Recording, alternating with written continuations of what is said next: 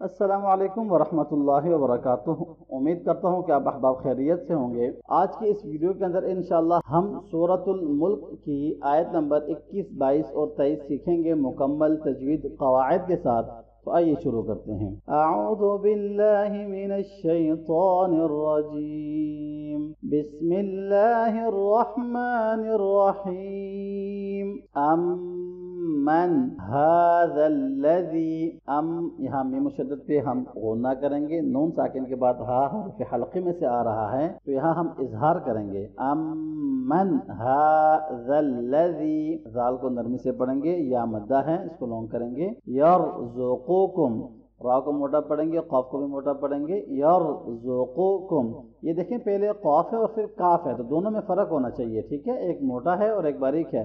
یرزقکم ان امسک، نون ساکن کے بعد حرف حلقی میں سے حمزہ ہے تو اظہار کریں گے۔ ان امسک رزقہ، زا پہ سختی کرنی ہے، قاف کو موٹا پڑھیں گے اور اگر وقف کریں گے تو رزقہ پڑھیں گے۔ بل لجو، وہ مدہ ہے اور یہاں ملاتے ہوئے سختی کرنی ہے۔ بل لجو فی، یا مدہ ہے۔ عتو، یہاں پہ ملاتے ہوئے ہم ادغام مع الغنہ کریں گے۔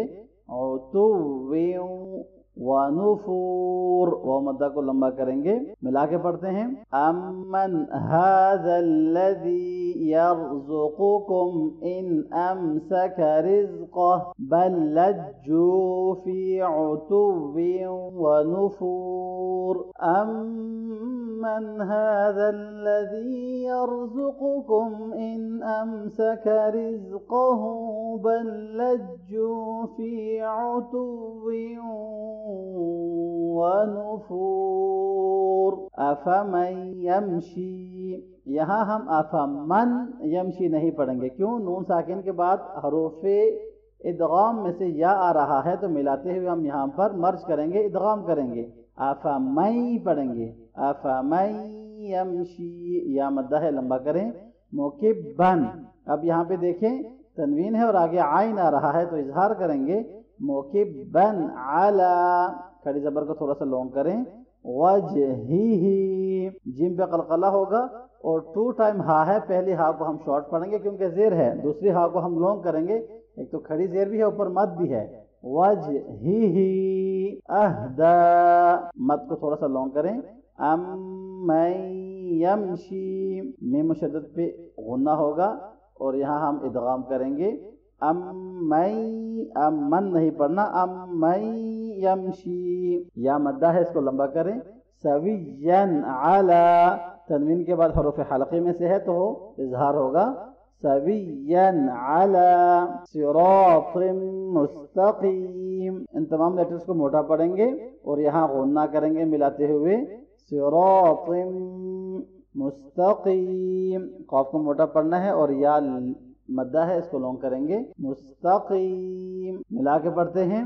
افمن یمشی مکبا علی وجہہ اہدا امن یمشی سویا علی صراط مستقیم۔ افمن یمشی مکبا علی وجہہ اہدا امن یمشی سویا علی صراط مستقیم۔ قل، قاف کو موٹا پڑھیں گے۔ قل هو الذی، آخر میں مد ہے تو تھوڑا سا لونگ کریں۔ انشأکم، نون ساکن پہ اخفا ہوگا اور یہاں پہ دیکھیں حمزہ کے اوپر زبر ہے، فتحہ ہے تو اس کو شارٹ پڑھنا ہے، لمبا نہیں کرنا۔ انشأکم وجعل لکم السمع، یہ لام کے بعد پھر لام ہے تو دونوں کو کلیئرلی پڑھنا ہے۔